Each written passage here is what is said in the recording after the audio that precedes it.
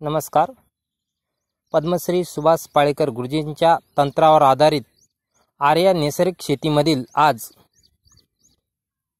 7 जून 2024 आज हळद लागवड करीत आहे. हे बीज अमृत केलेलं होतं या टाकीमध्ये.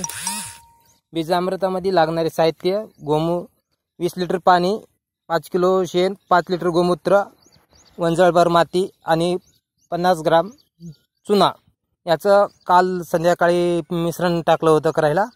आता बीज अमृत लावून हळद तयार केलेली आहे. कंदाला बीज अमृत लावलेलं आहे. आता हे बेडवर अवताच्या सहाय्याने रेस मारून लागवड करीत आहे. विषमुक्त आर्या नैसर्गिक शेतीमधील ही आज हळद लागवड करीत आहे. धन्यवाद.